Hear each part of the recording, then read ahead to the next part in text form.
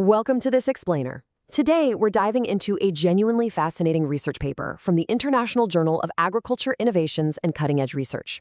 If you've ever wondered exactly how scientists are innovating to protect our global food supply from some pretty relentless microscopic invaders, well, you're in the right place.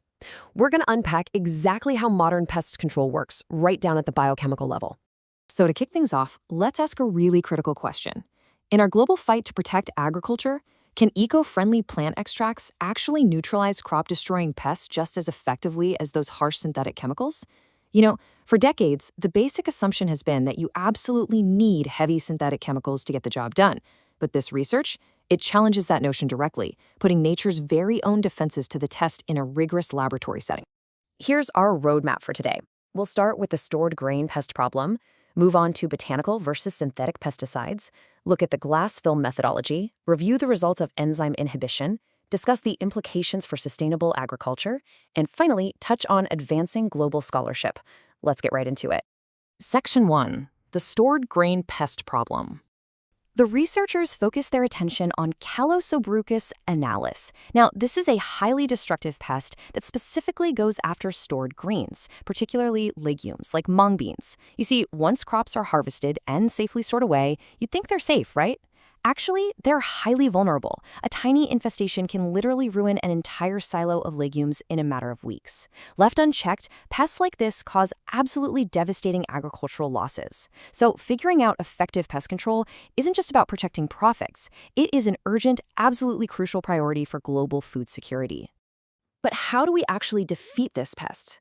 Well, we have to understand something called enzyme inhibition. Think of enzymes as the insect's biological engine.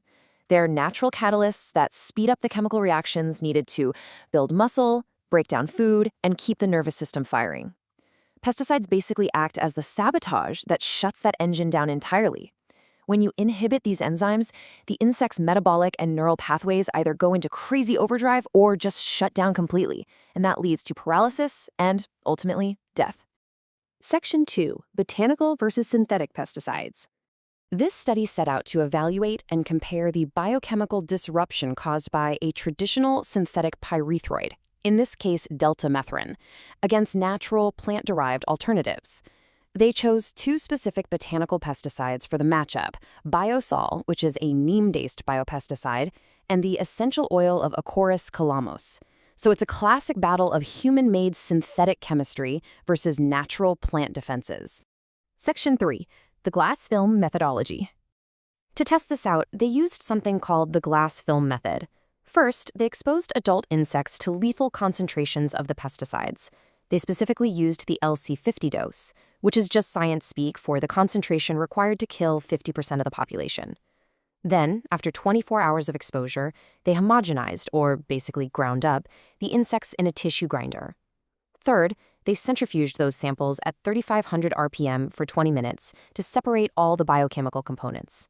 And finally, the whole shebang was analyzed using a spectrophotometer, a device that measures light absorption, to precisely quantify whatever enzyme activity was left.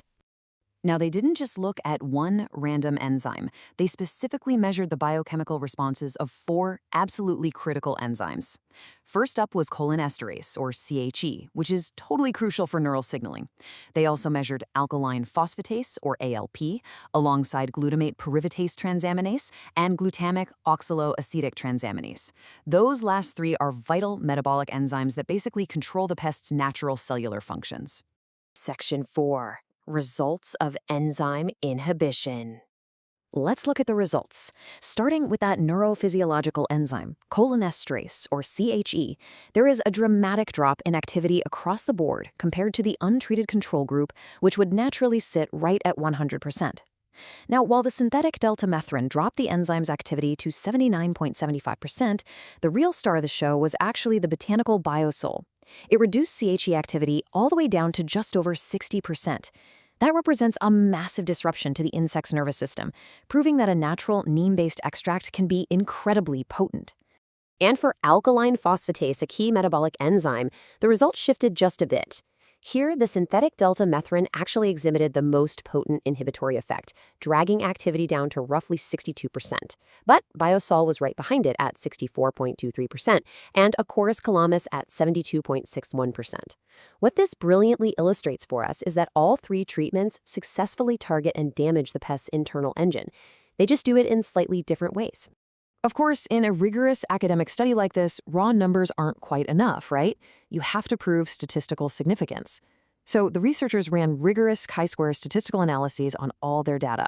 For all three treatments, the chi-square values, 48.11 for Acorus calamus, 11.48 for Biosal, and 13.94 for Deltamethrin, were well above the critical threshold of 9.488. So what does this all mean? It proves that all three treatments yielded statistically significant enzyme inhibition. In short, these aren't just random laboratory fluctuations. This is definitive, proven biochemical disruption. Section 5. Implications for sustainable agriculture. The major finding here is absolutely huge.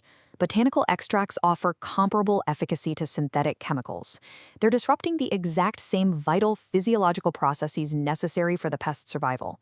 And this tells us something really important. We don't have to rely exclusively on synthetic pyrethroids to protect our stored grains anymore. We actually have viable, incredibly potent, plant-based weapons right in our arsenal. As the paper so elegantly concludes, enzyme inhibition by phytopesticides offers a highly targeted, ecologically sustainable, and biosafe approach to crop protection. Integrating these plant-derived metabolites into our pest management strategies gives us a truly biosafe alternative. It means we can finally mitigate the severe ecological and toxicological downsides of synthetic chemicals, things like environmental persistence and off-target harm, and we can do it without sacrificing effectiveness. It's a real game changer. Section 6. Advancing Global Academic Scholarship. We want to invite researchers, faculty members, and graduate students worldwide to explore more groundbreaking publications exactly like this one. You can find this paper and so many others driving the future of agricultural science right in the International Journal of Agriculture Innovations and Cutting-Edge Research. If you're out there conducting research that pushes the boundaries of our knowledge, we actively welcome your future manuscript submissions to BW Researches International to help shape the future of global scholarship. And I want to leave you with this final thought.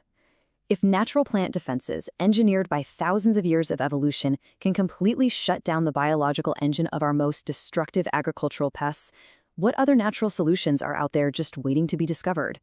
Thanks for joining me for this explainer, and keep exploring.